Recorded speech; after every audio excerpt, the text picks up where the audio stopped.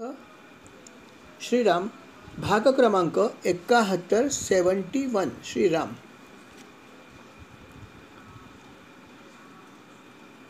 कथा अर्थात सांगण्याचं काम शुकाचार्य करत होते आणि श्रवण करण्याचं काम अर्थात परीक्षित राजा करत आहे. शुकाचार्याने ही अतिशय गजेंद्र मोक्षाची सुंदर अशी पवित्र फलदायक अशी कथा सांगितली.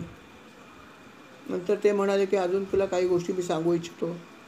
त्यांनी रैवत नावाच्या मन्वंतराची पण त्याला एक कथा सांगितली छोटीशी.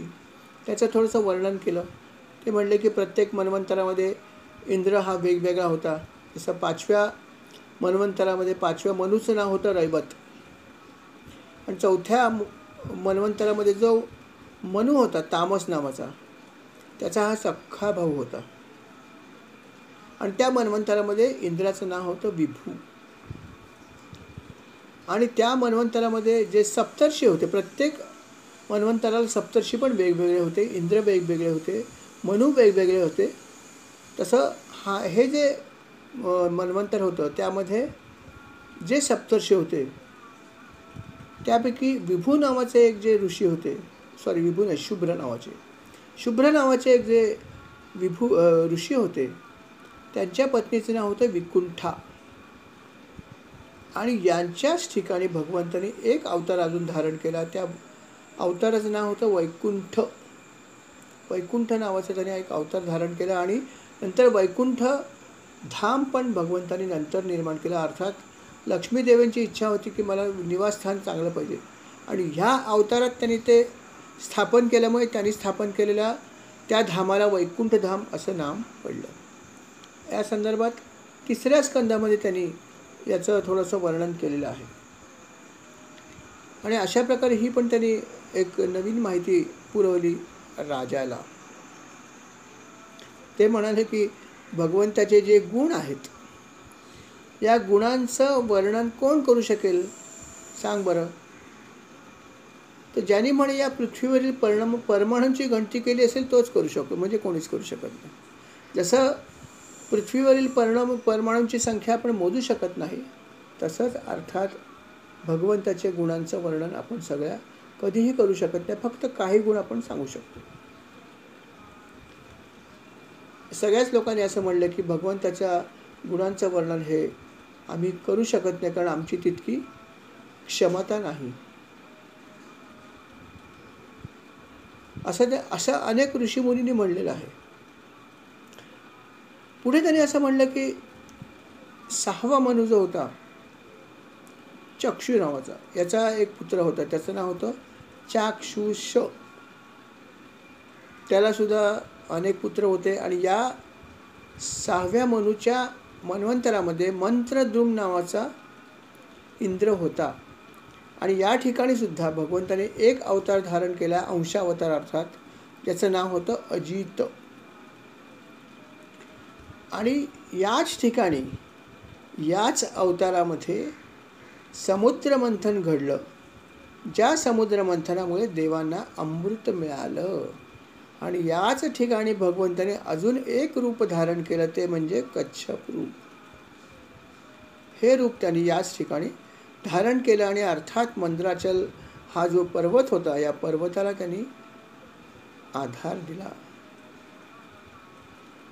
असं हे सगळं सांगतायत शुकाचार्य परीक्षित राजाला.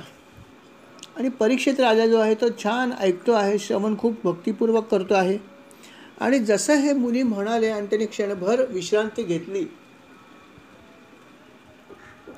दुसऱ्या क्षणी राजाने प्रश्न विचारला. मुनीवर एक प्रश्न आहे, म्हणे विचार. म्हणे भगवंताने क्षीरसागराचं मंथन केलं आणि त्यांनी अवतार धारण केले 2-2 असंही तुम्ही सांगितलं आणि तुम्ही हेही सांगितलं की अमृत मिळालं देवांना. तेव्हा फक्त देवच उपस्थित होते का? इतर कोणी उपस्थित नव्हते का? आणि मग जर इतर लोक उपस्थित होते तर मग त्यांना अमृत का नाही मिळालं?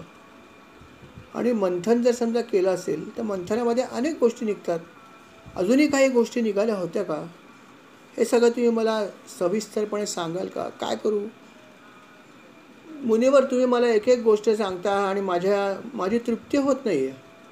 माफच करा मला, मी तुम्हाला किती त्रास देतो आहे, की तुम्ही मला एक गोष्ट सांगितली की मला लगेच दुसरी गोष्ट ऐकायची इच्छा होते आणि नव्हे तुम्ही त्या गोष्टीवरती काही सांगायच्या आधी मी तुम्हाला अनेक प्रश्न विचारतो. तेव्हा हे जे काय मी करतो त्यामुळे तुम्हाला खूप त्रास होत असेल. पण काय करू, माझी उत्सुकता थांबत नाही आहे, किंबहुना वाढत चालली. मला खूप काही श्रवण करायची इच्छा होते. त्यासाठी तुम्हाला मी तसदी देतो, म्हणून मला क्षमा करा. राजा असा म्हणाला की मला क्षमा करा, मी असं सगळं करतोय वगैरे. शुकमुनी त्याला म्हणाले, अरे राजा, उलट मला या गोष्टीचा खूप आनंद आहे. मी तुझं अभिनंदन करू इच्छितो की तू मला अशा प्रकारे हे सगळं विचारतोयस. अरे अशी विचारणारी लोक मला कमी मिळतात आणि तू मला विचारतोस, याचा आनंद मी तुला सविस्तर सांगेन. खरोखर आहे, असं ज्ञान जे असतं ते ज्ञान जेव्हा आपण मिळवण्याचं ठरवतो तेव्हा ज्ञान नक्की मिळतं. पण नाही मिळवायचं ठरवलं तर मिळणार पण नाही. आणि जेव्हा ज्ञान मिळवायचं ठरवतं तेव्हा ज्ञान देणारी व्यक्ती आपोआप येते. काही तुम्हाला कुठे जावं लागत नाही. फक्त आपल्या मनात इच्छा पाहिजे की मला आध्यात्मिक प्रगती करायची, मला ज्ञान हवं आहे, भक्ती माझी आपोआप वाढेल. असं जेव्हा वाटतं तेव्हा बसल्या जागी तुम्हाला हे ज्ञान मिळू शकतं. तशी व्यक्ती आपोआप कुठून तरी तुमच्याकडे येईल, याची सोय अर्थात भगवंत आणि आपले गुरु करत असतात. आणि हेच मुनिवर सुद्धा म्हणतात की राजा, तू इतकं सगळं विचारतोस, मला ह्याचा आनंद आहे आणि जरूर जरूर तू ऐक. आणि मग शुकाचार्याने अर्थात कथा सांगायला सुरुवात केली. ती पण अर्थात खूपच रोचक आहे. शुकाचार्य म्हणाले की असं घडलं की देव आणि असुर यांचं युद्ध झालं, अर्थात नेहमीप्रमाणे. असं म्हणायला हरकत नाही. यांचं युद्ध नेहमीच व्हायचं. अधूनमधून देव जिंकायचे, अधूनमधून असुर जिंकायचे. असुर कधीतरी वरदान घेऊन यायचे, एखाद्या देवाला प्रसन्न करून, आणि देवांचा पराजय व्हायचा. देवांच्या बाजूने कोणीतरी अर्थात अवतार धारण करायचा, त्या असुरांचा वध करायचा, परत असुरांचा पराजय व्हायचा. हे चाललेलंच होतं. आणि असंच एकदा त्यांनी म्हटलं की युद्ध झालं आणि त्या युद्धामध्ये मात्र असुरांच्या समोर देवांचं काही चाललं नाही. बरेचसे देव भरपूर घायाळ झाले. अनेक देवांना तर प्राणाला मुकावं लागलं. देवांना प्राणाला मुकावं लागलं, लक्षात ठेवा. आणि अर्थात ह्याचं घडण्याचं कारण होतं, त्यावेळेस इंद्र जो होता, या इंद्राला खूप मद आला होता आणि इंद्राने एक दिवस दुर्वास ऋषींचा अपमान केला. अपमानास्पद त्यांनी वागणूक दिली. आणि ती अपमानास्पद जेव्हा वागणूक दिली तेव्हा अर्थात दुर्वास ऋषींना अत्यंत कोप आला आणि त्यांनी त्याला शाप दिला की तुला या वैभवाचा आणि या सगळ्या गोष्टीचा खूप तुला मद आलेला आहे. या हत्तीसारखीच तुझी अवस्था आहे आणि म्हणून मी तुला शाप देतो की हे सगळं तुझं जे आहे ते निघून जाईल. अशा प्रकारचा शाप त्याने दिला. आणि त्या शापाचा परिणाम झालाच की जेव्हा असुर आणि देवांचं युद्ध झालं, त्या युद्धामध्ये असुरांच्या समोर देवांचं काही चाललं नाही. देवांचा सर्व असुरांनी पराजय केला. अनेक देव घायाळ झाले. अनेक देव जे आहेत ते मृत्युमुखाला पावले. तेव्हा देव अमर नव्हते, हे लक्षात ठेवा. त्यावेळेस अमरत्व त्यांना प्राप्त झालं नव्हतं आणि म्हणून त्याला मृत्यू येत होता. अर्थात अशा प्रकारे देवांचा पराभव झाला. उरले सुरले सगळे देव जे आहेत ते पळून गेले आणि लपून बसले. परंतु त्यांनी विचार केला की आपल्याला यातून मार्ग नेहमीप्रमाणे शोधायलाच पाहिजे. मग सर्व देवांनी खूप विचार केला की आपण काय करावं, परंतु त्यांना समजेना काय करावं. कुठलाही निर्णय त्यांना घेता येईना. आणि मग त्यांनी असा विचार केला की आपण एक काम करूया, आपण ब्रह्मदेवांकडे जाऊया. ब्रह्मदेव जे आहेत ते ज्ञानी आहेत आणि ते आपल्याला योग्य मार्गदर्शन करतील. सगळे देव एकत्र आले आणि ब्रह्मदेवांकडे गेले. सुमेर पर्वताच्या शिखरावर तिथे ब्रह्मदेव बसले होते. तिथे ते गेले. ब्रह्मदेवांकडे गेले, त्यांना प्रणाम केला. त्याने सगळं काही सांगितलं, काय काय घडलंय, कसं घडलं सगळं. आणि हेही सांगितलं की आता सगळे देव निस्तेज झालेले आहेत. कुठल्याही देवाकडे कुठल्याही प्रकारचे प्रभा राहिलेली नाही आहे. सगळ्यांचा पराभव झाला आहे, सामर्थ्यहीन झालेत सगळे, आणि आमची परिस्थिती अत्यंत बिकट आहे आणि आसूर सगळे वरचढ झालेत. तेव्हा काय करता येईल तुम्ही सांगा. अर्थात ब्रह्मदेवाने सगळं हे ऐकलं शांतपणे, आणि नंतर ते देवाला म्हणाले, ठीक आहे, ह्याच्यामध्ये आपल्याला उपाय आहे. आपण सर्वजण अर्थात भगवंताला शरण जाऊया, विष्णूंना, नाहीतर या जगाचे पालन करते तेच आहे, त्यांचंच काम आहे आणि तेच करू शकतील. तेव्हा आपण त्यांच्याचकडे जाऊया, त्यांची स्तुती करूया. ते म्हणाले, बघा तुम्हाला तर माहिती आहे की जेवढ्या काही गोष्टी घडतात सगळे तेच घडवत असतात. ज्या प्रकारची स्थिती होणार त्या प्रकारचे ते गुण पण स्वतः धारण करतात. कधी रजोगुण ते स्वतः धारण करतात, कधी सत्वगुणी तर आहेतच, आणि कधी तमोगुणसुद्धा ते स्वीकारतात. जसं काळ असेल त्याप्रमाणे ते तो गुण स्वीकारतात आणि त्याप्रमाणे ते स्वतः क्रिया करतात. पण ते स्वतः गुणातीत आहेत, कुठलाही गुण त्यांच्यावर हावी नाही आहे. आणि असे हे जे भगवंत आहेत, आपण त्यांच्याकडे जाऊया, तेच आपलं कल्याण करतील, आणि आजपर्यंत भरपूर वेळा केलेलं पण आहे. आणि मग सगळेजण जे आहेत ते अर्थात वैकुंठाकडे गेले आणि या गुणातीत परमेश्वराची प्रार्थना करायला लागले. मनपूर्वक सर्वांनी भगवंताची खूप प्रार्थना केली. सगळे देव आणि ब्रह्मदेवाने सुद्धा खूप प्रार्थना केली सर्व देवांच्या वतीने, आणि म्हणाले, भगवंता आपणच आता फक्त आमचे तारणहार आहात, आम्हाला कोण वाचवणार आहे या सगळ्या संकटातून. सर्व देव आपल्या चरणी शरण आले आहेत, तेव्हा आपण आमच्यावर कृपा करावी. अशी खूप त्यांनी नम्रपणे प्रार्थना केली. ते म्हणाले की आपल्याला प्रसन्न करण्यासाठी आम्ही काय करू ते सांगा. यज्ञ करू की याग करू की अजून काय करू. तुम्ही जे म्हणाल ते आम्ही कराल, तर पण आमच्यावर कृपा करा. आज देव आमचे जे आहेत सगळे, हे त्यांना कुठेही जागा शिल्लक राहिली नाही लपायसाठी सुद्धा, आणि सगळे दैत्य अतिशय बलिष्ठ झालेत. आणि अर्थात ही गोष्ट काही चांगली गोष्ट नाही. तेव्हा आता आपण लवकरात लवकर यावं आणि या संकटातून आम्हाला मुक्त करावं. अशा प्रकारे त्यांनी भगवंताची खूप जोरदार प्रार्थना केली. अर्थात भगवंताची त्यांनी जेव्हा अशा प्रकारे अनन्य भावाने प्रार्थना केली, तेव्हा अर्थात भगवंत जे आहेत ते प्रसन्न झाले. आणि प्रसन्न झाल्यावरती भगवंत जे आहे ते साकार रूप त्यांनी त्यांचं प्रगट केलं. आणि त्यांनी असं म्हणलं की हजारो सूर्य एकाच वेळेस जर प्रगट झाले तर ज्या प्रकारची प्रभा पसरते तशा प्रकारची प्रभा त्या ठिकाणी प्रगट झाली, आणि भगवंतांनी स्वतः प्रत्यक्ष आपलं सगुण साकार रूप त्या ठिकाणी या देवानं दाखवलं. अर्थात देव त्यांचं रूप बघू शकत नव्हते. सहस्त्र सूर्य आपण बघू शकू का? नाही बघू शकणार. अहो, एक सूर्य पण आपण बघू शकत नाही, सहस्त्र काय बघणार. आणि देवांचीच ती स्थिती आली. भगवंताचं हे त्यांना सगुण साकार रूप बघताच येईना. कितीतरी वेळ भगवंत प्रगट झालेत पण त्यांना बघता येत नव्हतं. डोळे त्यांचे जे आहेत ते तितके सक्षम नव्हते. अर्थात भगवंताने कृपा केली आणि आपलं जे प्रभा होती ती कमी केली, आणि मग त्यांना भगवंताचं रूप दिसलं. कशा प्रकारे भगवंत दिसत होते.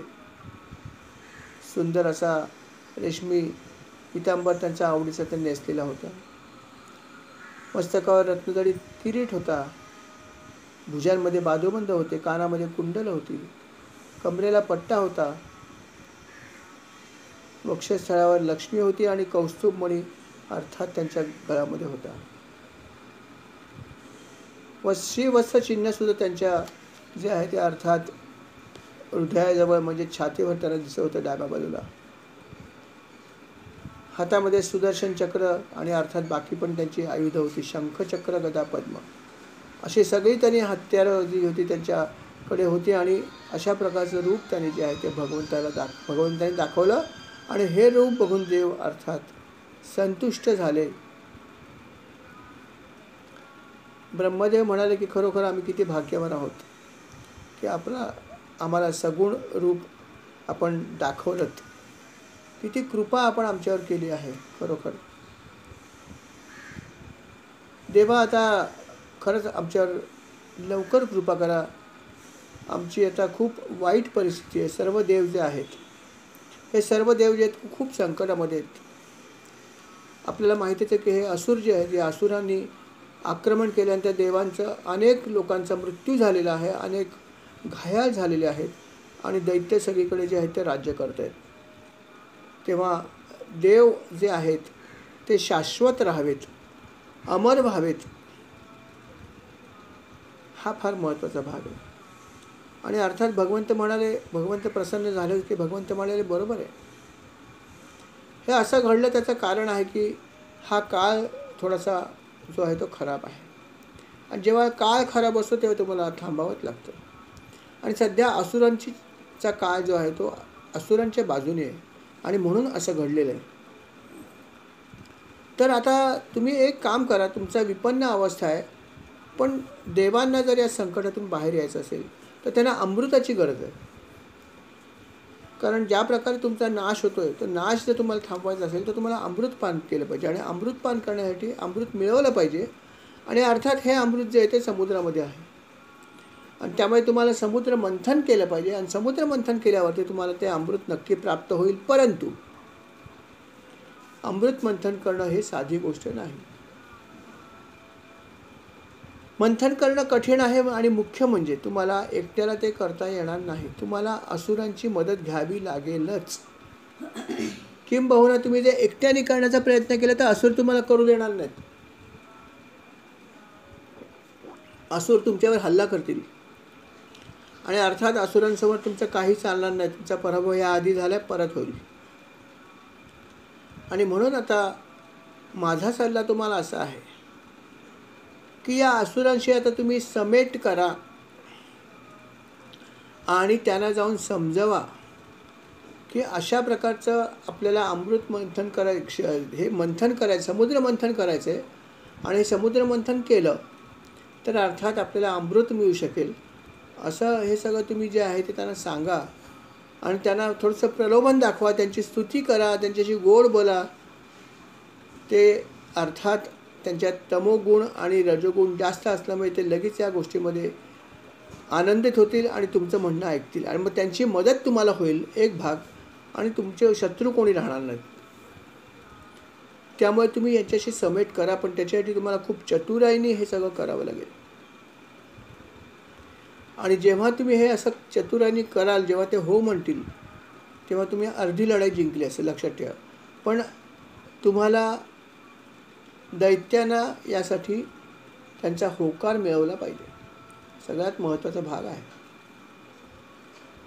ते हो म्हणाले तर मग अर्थात कसं करायचं समुद्र मंथन ते मी तुम्हाला सांगेनच, काय काय करायचं ते. ती मंदराचल पर्वताची तुम्ही मदत घेऊ शकता रवी म्हणून. वासुकी नागाला तुम्ही वापरू शकता दोरी म्हणून. असं सगळं तुम्ही करून हे करू शकता. पण पहिल्यांदा दैत्यांना जाऊन समजवा. अजिबात त्यावेळेस लक्षात ठेवा, जेव्हा त्यांना समजवायला जाल त्यावेळेस अतिशय शांतपणे जा, क्रोधाने जाऊ नका. क्रोधित झाला तर ते काही समजणार नाही आणि ते तुमच्याशी सामोपचाराने तुमच्याबरोबर येणार पण नाहीत. तेव्हा अतिशय शांतपणे आणि अतिशय युक्तिप्रयुक्तीने त्यांना तुम्ही हे मान्य करायला लावा. अशा प्रकारे भगवंतानी जे आहे ते हा उपाय सांगितला की हे तुम्ही करा, अमृत मिळवा. भगवंतानी सगळं काही सांगितलं आणि अर्थात भगवंत अदृश्य झाले. आता ब्रह्मदेव म्हणाले की इंद्रा, आता तुझी कामगिरी सुरू झाली. तुला आता देवांचं शिष्टमंडळ घेऊन जायचं आहे आणि ते शिष्टमंडळ दैत्यांकडे जाईल आणि दैत्यांना हे सगळं समजावून सांगेल आणि त्यांची मदत घेऊन तुला हे समुद्रमंथन करायचं आहे, हे लक्षात ठेव.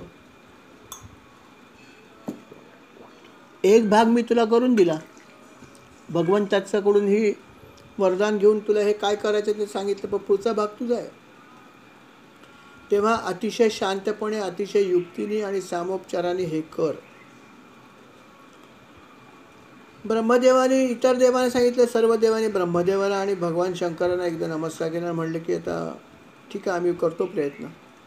मग इंद्राने काही निवडक देव बरोबर घेतले आणि अर्थात ते बलिराजाकडे, बली तेव्हा अर्थात दैत्यांचा राजा होता, आणि बलिराजाकडे ते निघाले. जसं आपल्याला माहीत आहे की जेव्हा वाटाघाटी करायच्या असतात शत्रूबरोबर, आणि शत्रू जेव्हा बलिष्ठ असतो तेव्हा आपल्याला बावटा हातात घ्यावा लागतो, पांढरा. अशी हल्लीची पद्धत आहे. आम्ही शरण आलेले आहोत, आमच्यावर हल्ला करू नका, आम्ही शरण आलो आहोत. हातात व्हाईट आपण पांढरा झेंडा घेतो आणि दाखवतो, शरण शरण शरण शरण, शस्त्र नेत नाही, पद्धत असते. आणि त्याप्रमाणेच काहीसं केलं या देवाने सुद्धा. देव जे आहेत ते जेव्हा बलिराजाकडे निघाले त्यावेळेस त्यांनी कुठलीही शस्त्र घेतली नाही. देव आपल्याकडे येत आहेत हे लांबूनच अर्थात दैत्यांनी बघितलं आणि दैत्याच्या सेनापतीने बघितलं आणि दैत्य लगेच खवळले. हिंमत कशी होती यांची आमच्याकडे यायची. झालं, लगेच ते युद्ध करायसाठी सज्ज. पण त्यांचा राजा जो होता तो खरोखरच पुण्यश्लोक होता. बळीराजा हा अर्थात प्रल्हादाचा पुत्र, आणि त्यामुळे अर्थात जो आहे तो खूप चांगला होता आणि पुण्यश्लोक होता, पुण्यवान होता. आणि म्हणून तरी दैत्याने थांबवलं. अरे काय चालवलं, माझी आज्ञा आहे का तुम्हाला हल्ला करायची? नाही आहे ना, मग नका करू. आणि हा बळी इतका पराक्रमी होता की याने त्रैलोक्य जिंकून घेतलं होतं. आणि अर्थात भगवान विष्णूंचा तो भक्तसुद्धा होता. आणि हा त्या ठिकाणी होता, आणि म्हणून त्याने असुरांना सांगितलं की काही करू नका. देव निशस्त्र आलेले आहेत आणि ते आपल्याशी बोलणी करायला आलेत, तर त्यांना आपण योग्य प्रकारे बोलायला पाहिजे. काय म्हणतात ते ऐकायला पाहिजे. अर्थात दैत्यराजाने आज्ञा दिल्यावर सगळे दैत्य शांत बसले. यथावकाश हे सर्व देवांचं शिष्टमंडळ जे इंद्रासह त्या ठिकाणी पोचले जिथे बळीराजा आसनावर बसला होता. भर सभेमध्ये तिथे गेल्यावरती त्यांनी बळीराजाला सांगितलं आहे की बळीराजा असं आहे की आम्ही तुझ्याशी समेट करू इच्छितो, तह करू इच्छितो. आम्ही कुठलं युद्ध तुमच्याशी करू इच्छित नाही. मी तुमच्यासाठी एक खूप सुंदर असं एक छान असं एक तुमच्यासाठी मी एक छान अशी गोष्ट आणली की जी ऐकल्यावर तुम्हाला आवडेल, करावीशी असं वाटेल, असं एक माझ्याकडे गोष्ट आहे.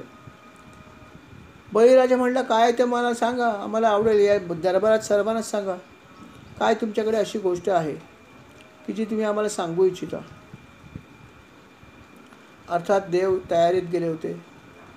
भगवंतांनी खूप त्यांना उपदेश केला होता की छान बोला, शांतपणे बोला.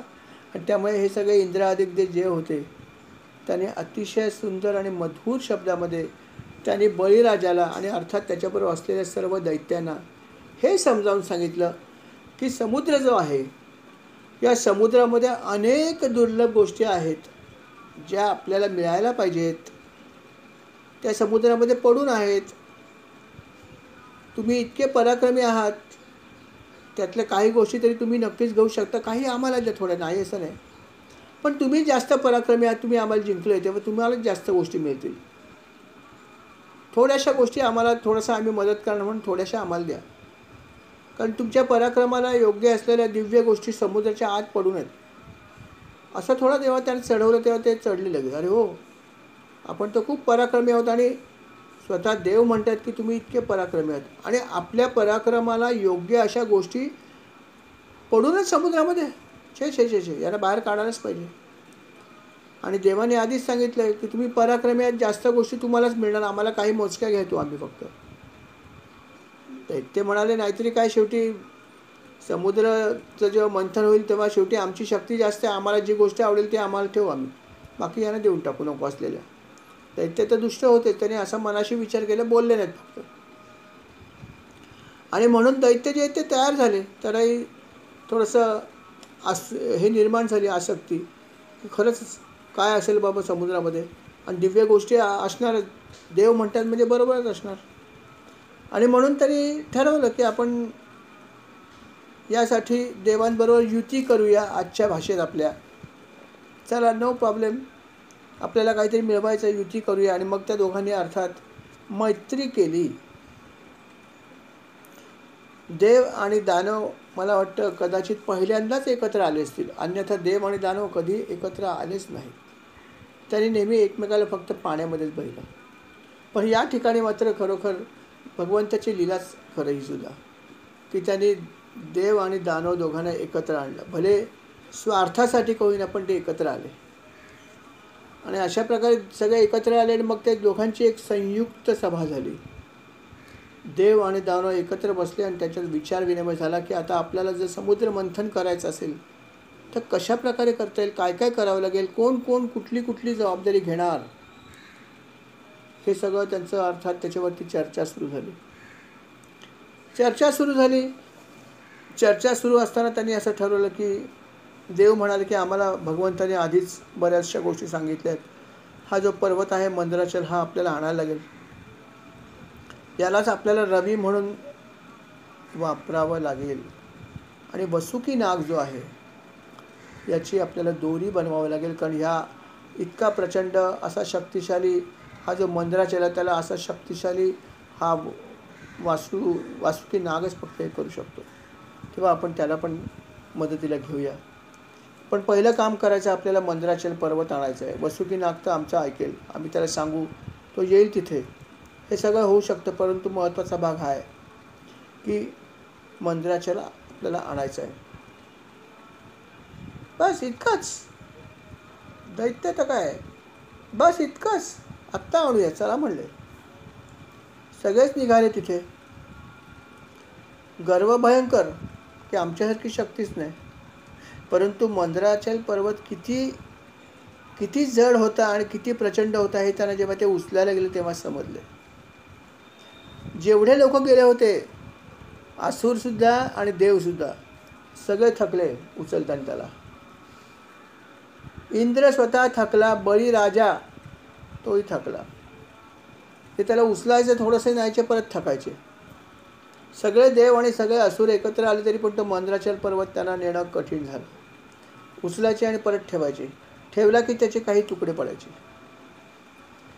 आणि तुकडे पडताना गंमत अशी व्हायची की तो त्यांना उचलत नसल्यामुळे खाली ठेवावा लागायचा आणि त्याच्या खाली अनेक जे आहेत ते दानव आणि कधी कधी देवसुद्धा त्याच्या खाली पडायचे आणि त्यांचा अर्थात मृत्यू यायचा. असंही अनेक ठिकाणी घडत गेलं. परंतु सगळ्यांना माहिती होतं हे काही झालं तरी आपल्याला हा पर्वत तिथे न्यायचाच आहे. तो जर पर्वत नाही नेला तर काहीच करता येणार नाही आणि म्हणून ते प्रयत्न करत राहिले. त्याच्यामध्ये अनेक देव आणि अनेक असुर जे आहेत त्यांचे अनेक अवयव तुटले या अशा प्रकारामुळे. अर्थात भगवंत हे बघत होते. भगवंताने विचार केला की पर्वत यांच्याच्याने काय जाणार नाही. याच्या आधीच बरेचसे लोक धाराशय पडतील, तर मग समुद्र मंथन कसं होणार. अर्थात भगवंत तिथे आले आणि भगवंताने पहिलं काम केलं असेल तर जे देव आणि जे असुर त्या ठिकाणी जखमी झाले होते त्यांच्याकडे आपल्या ह्या अमृतमय नजरेने बघितलं आणि अर्थात सगळेच देव आणि सगळेच असुर जे आहेत ते परत पूर्ववत झाले.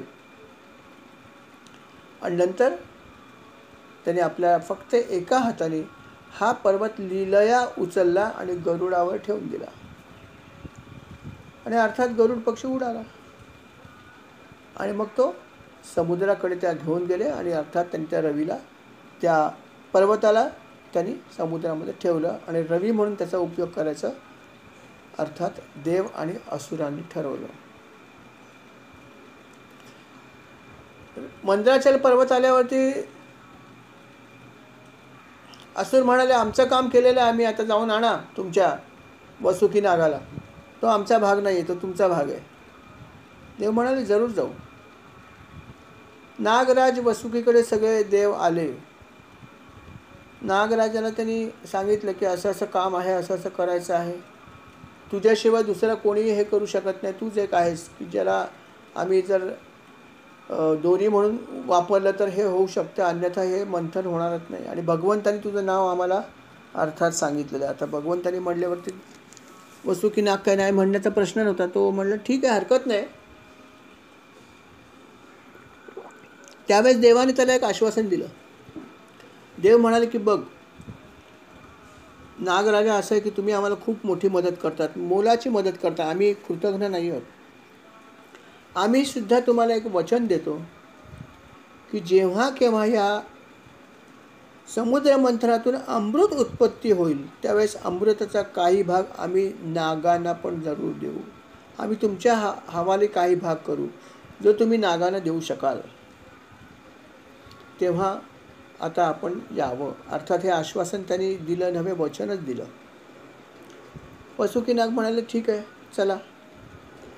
आणि वसुकी नाग त्या ठिकाणी आले. मंदराचल पर्वत आधीच ठेवलेला होता भगवंतांनी योग्य ठिकाणी समुद्रामध्ये. वसुकी नागाने अर्थात त्या मंदराचल पर्वताला वेढा घातला, आपल्या शरीराने लपटून घेतलं आणि ठरलं की आता बस आपल्याला मंथन करायचं आहे. जसं रवी घुसळतात तसंच आपल्याला ह्या वासुकी नागाला एक बाजूने धरायचं आहे, एक बाजूने खेचायचं, दुसऱ्या बाजूने दुसऱ्या लोकांनी खेचायचं, जशी रवी घुसळतो हे सगळं ठरलं. भगवंत देवांना म्हणाले की तुम्ही एक काम करा, तुम्ही सगळे वसुकी नागाच्या तोंडाजवळ जाऊन उभे राहा दैत्य यायच्या आधी. अर्थात देवानी त्वरा केली आणि ते पटकन वसुकी नागाच्या तोंडाजवळ जाऊन उभे राहिले आणि म्हणाले की आपण समुद्र मंथन सुरू करूया, तुम्ही शेपटीचा भाग घ्या. आणि त्यावेळेस तिथे नारद मुनी आले आणि नारद मुनीने नेहमीसारखं काम केलं. ते म्हणाले अरे काय तुम्ही करता आहात. अहो म्हणे देवर्षी आता हे आपल्याला समुद्र मंथन करायचं आहे. अहो पण म्हणे असं काय करताय आणि काय चुकीचं करताय. अहो तुम्ही दैत्यानं तुम्हाला हे समजत कसं नाही, तुम्ही किती शक्तिशाली आहात. हो मग आम्ही शक्तिशाली आहोतच, आणि मग शक्तिशाली आहात तर तुम्हाला जागा कुठली दिली त्यांनी. काय झालं. अरे तुम्ही वसुकी नागाची शेपटी पकडता. शेपटी पकडणं हे किती कमीपणाचं. अरे तोंड महत्त्वाचं आहे का शेपटी महत्त्वाची. पाय महत्त्वाचे आहेत का मुख महत्त्वाचं आहे. थोडे मुख महत्त्वाचं आहे. मग देव मुखाजवळ जाऊन उभे राहिलेत, ते त्याची मुखाची बाजू पकडणार आणि तुम्ही त्याचे पाय पकडणार. वसुकी नागाचे पाय तुम्ही पकडणार. हा तुमचा अपमान आहे. आणि हे देव तुम्हाला फसवत आहेत, तुम्हाला समजत कसं नाही, तुम्ही किती भोळे आहात हो. असं नारद मुनी म्हणल्यावरती मात्र त्यांची लगेच त्यांना राग आला की खरंच की आम्ही इतके शक्तिमान आहोत, पण आम्ही खरंच किती भोळे आहोत. आणि देव खरंच पाताळ यंत्री आहेत. बघितलं, आम्हाला विचारलं पण नाही की तुम्ही कुठल्या बाजूला उभं राहायचं. सरळ एक बाजू पकडली आणि ती पण मुखाची पकडली. लगेच दैत्याने बळीराजाला सांगितलं की आम्ही इथून करणार नाही, समुद्र मंथन करायचं तर आम्हाला तोंडाची बाजू मिळाली पाहिजे. दैत्याने लगेच जाऊन सांगितलं इंद्राला की तुम्ही जे काय करता ते आम्हाला मान्य नाही. जर समुद्र मंथन व्हावे अशी इच्छा असेल तर आम्हाला मुख दिलं पाहिजे. मुखाच्या बाजूने आम्ही धरू, तुम्ही शेपटीच्या बाजूने धरा. मान्य असेल तर ठीक आहे, नाही तर रद्द, समुद्र मंथन रद्द, मान्य नाही आम्हाला. देवाने भगवंताच्या मुखाकडे बघितलं. अर्थात भगवंताने मान हलवली, म्हणले जरूर असंच करा. आणि अर्थात जागा बदलली. सगळे देव शेपटीपाशी आले आणि अर्थात सगळे दानव जे अतिशय अभिमानाने अतिशय छाती पुढे करून ते जे आहेत ते तोंडाकडे गेले. आणि अर्थात भगवंताला हेच तर पाहिजे होतं. भगवंताची हीच इच्छा होती की असं व्हावं, कारण पुढे काय घडणार ते भगवंताला माहीत होतं, पण अर्थात दैत्यांना माहीत नव्हतं. आणि अर्थात हा विचार करण्याची शक्ती त्यांची नव्हती, कारण तमोगुण भरपूर भरलेले होते. आणि म्हणून त्यांनी जे आहे ते तोंडाची बाजू पकडली आणि देव जे आहेत ते शेपटीकडे आले. अशा प्रकारे दोन बाजूला दोन पोचले. आणि मग इंद्र म्हणाला अजून काही असेल तर सांगा तुमची अट, आम्ही असं विचार करतो की आता आपण सुरुवात करूया अशा प्रकारचं हे आपण मंथन करायला. तेव्हा दैत्य म्हणाले की आता आमची काही हरकत नाही, आपण जरूर मंथन सुरू करूया. आणि मग दोघांनी अर्थात या पर्वताला मध्ये धरून रवीसारखं आणि ही जी दोरी होती वसुकी नागाची तिला वापरून त्यांनी मंथन करायला सुरुवात केली. पण थोडासा ह्याच्यामध्ये अशी समस्या निर्माण झाली की मंदराचल पर्वत जो आहे तो खाली खाली जायला लागला. समुद्रामध्ये खाली खोल खोल खोल खोल जायला लागला आणि बुडायला लागला. जर अशा प्रकारे तो जर तळाशी गेला तर समुद्र मंथन होणार नाही, तो तरंगला पाहिजे. देवाने अनेक प्रयत्न केले. काही देव म्हणले आम्ही धरून ठेवतो, वसून म्हणलं आम्ही धरतो, तुम्ही करा बाकी लोकांनी. परंतु मंदराचल पर्वताचं वजन इतकं प्रचंड होतं की कोणालाही त्याला थांबवता येत नव्हतं. आणि तो जर खाली जायला लागला तर समुद्र मंथन कसं होणार. अर्थात देवाने नेहमीप्रमाणे भगवंताच्याकडे बघितलं आणि म्हणाले, भगवंता आपणच आता काहीतरी करा, आम्ही तर काहीच करू शकत नाही. आणि भगवंताने अर्थात लगेच कूर्म रूप धारण केलं आणि समुद्राच्या पाण्यामध्ये प्रवेश केला आणि मंदराचल पर्वताच्या बरोबर ते खाली गेले आणि या पर्वताला लीलया आपल्या अर्थात पाठीवर त्यांनी घेतलं. आणि भगवंताच्या पाठीवर बसल्यावर मंदराचल पर्वत हलण्याचा प्रश्नच येत नव्हता. आणि अशा प्रकारे भगवंताने अजून एक अवतार धारण केला, कूर्म अवतार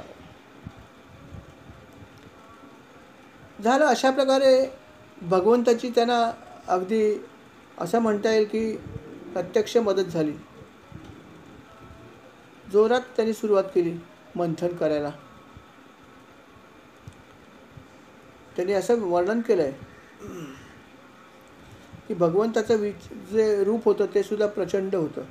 कारण हा पर्वत प्रचंड होता, वासुकी नाग प्रचंड होता, सगळं प्रचंड.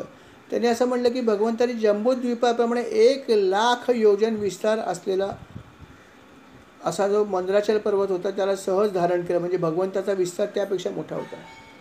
असं महाकाय रूप जे होतं ते भगवंताने सुद्धा या रूपामध्ये धारण केलं होतं, कूर्म रूपामध्ये. आणि असं हे महाप्रचंड रूप धारण केलं आणि असं हे अतिप्रचंड असं जे आहे ते समुद्र मंथन जे आहे त्याला सुरुवात झाली. सुरुवात नेहमी जोरातच असते. अर्थात देव ही उत्साहामध्ये होते आणि दानवसुद्धा अतिशय उत्साहामध्ये. दोघांनाही खूप उत्साह होता की आता या समुद्र मंथनातून काय निघणार आहे कोणालाच माहीत नव्हतं. आणि नवीन गोष्ट करताना सगळ्यांना उत्साह असतो नाही का. आणि त्या प्रकारे अर्थात अतिशय वेगाने अतिशय जोराने असं हे जे आहे ते त्यांनी मंथन सुरू केलं. आणि थोड्या वेळाने असं घडलं. थोडा वेळ जेव्हा त्यांनी मंथन केलं त्यावेळेस ह्या वसुकी नागाच्या तोंडामधून अर्थात फुटकारे यायला लागले. थोडासा त्यालाही थकवा आला असेल शरीराचं मर्दन झाल्यामुळे. आणि ते जे फुटकारे यायचे त्या फुटकाऱ्यामुळे अर्थात जे दानव तिथे होते ते बेशुद्ध पडायला सुरुवात झाली. कारण वसुकी नागाचं विष काही कमी नव्हतं, महाभयानक होता, असणार राजाच होता तो सगळ्या नागांचा.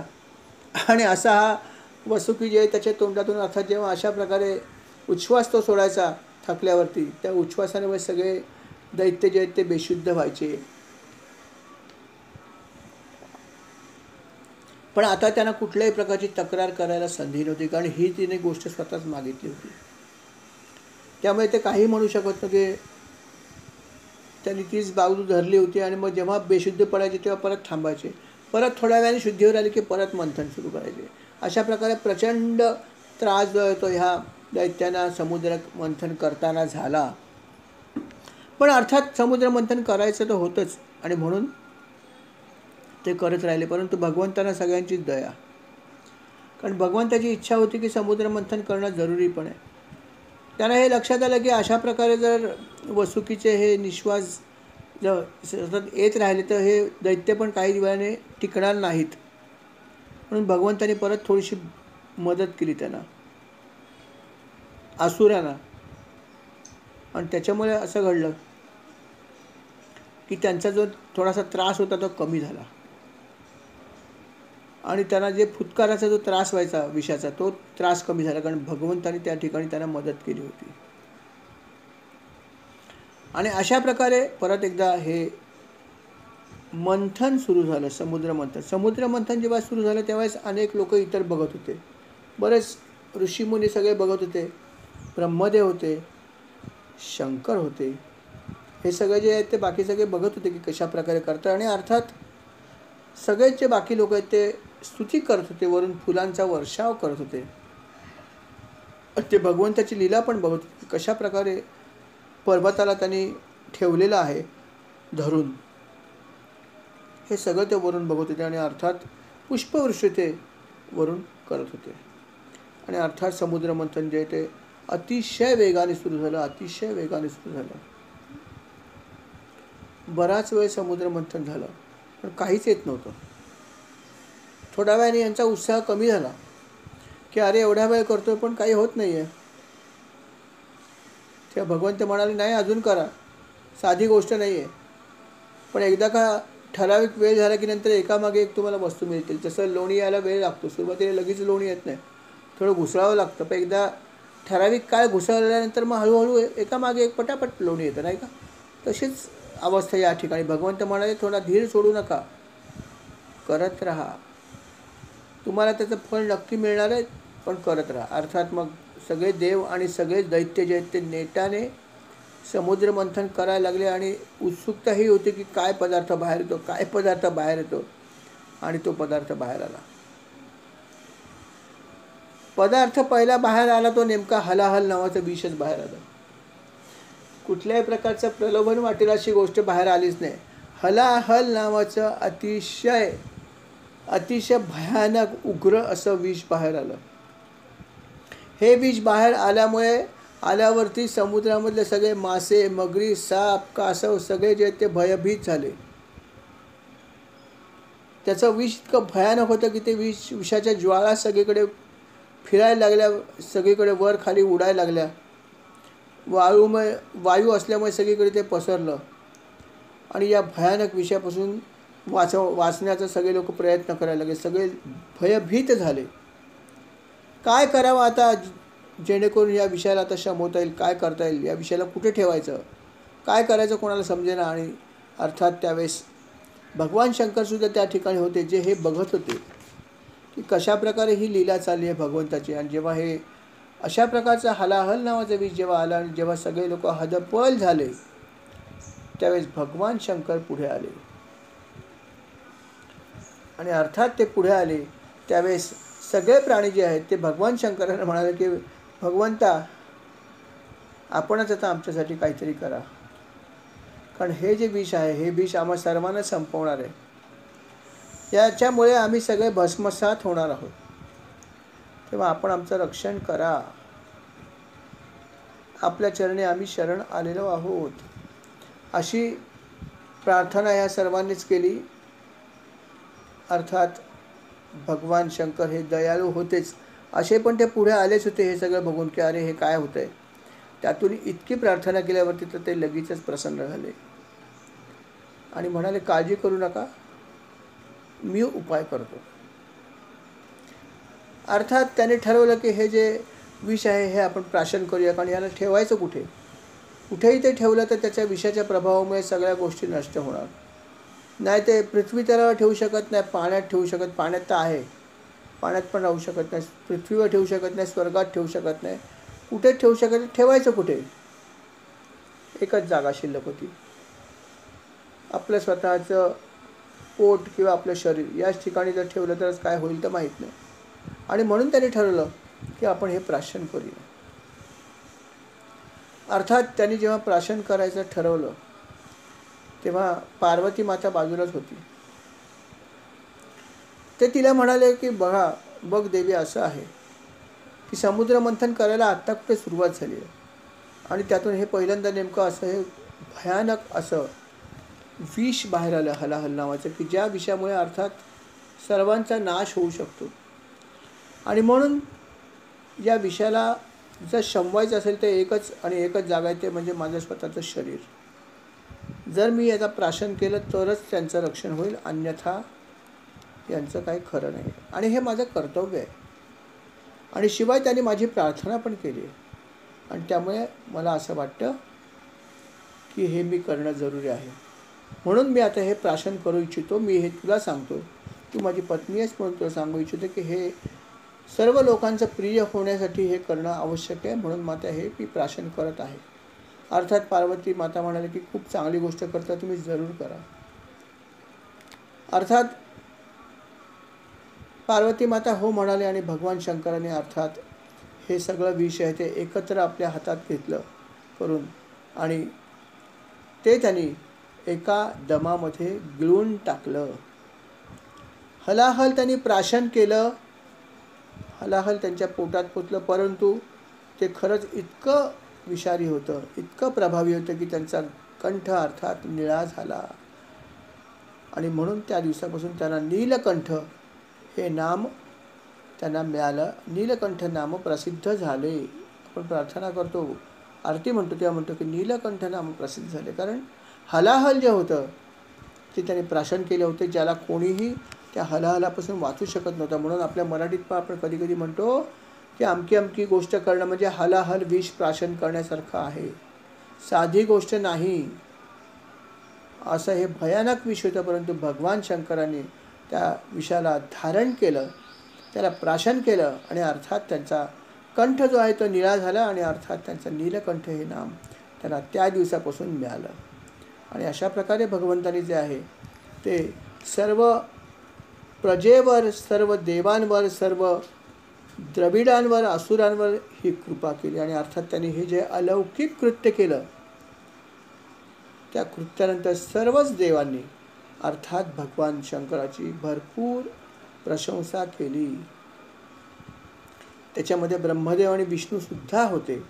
त्यांनीसुद्धा भगवंताची खूप प्रशंसा केली, स्तुती केली. म्हणाले की आपण जे अलौकिक काम केलं आहे त्यामुळे आज या सर्व जगताचं रक्षण घडलेलं आहे आणि म्हणून ते आता पुढे काहीतरी करू शकतील.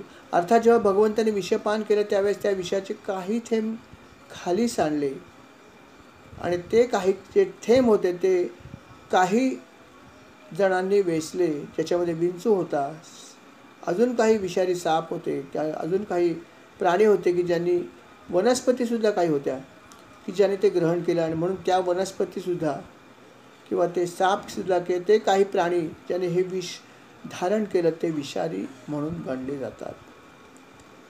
अशा प्रकारे भगवंतानी ही अलौकिक अशी लीला भगवान शंकरांनी केली आणि अमृत मंथन पुढे करण्याचा मार्ग सुलभ केला. आणि त्याच्यानंतर परत एकदा जे आहे की समुद्र मंथनाला सुरुवात झाली. आणि त्यानंतर पुढे काय काय वस्तू पुढे आल्या हे सगळं आपण अर्थात पुढच्या भागामध्ये ऐकूया. या ठिकाणी भाग क्रमांक 71 समाप्त होत आहे. श्रीराम समर्थ.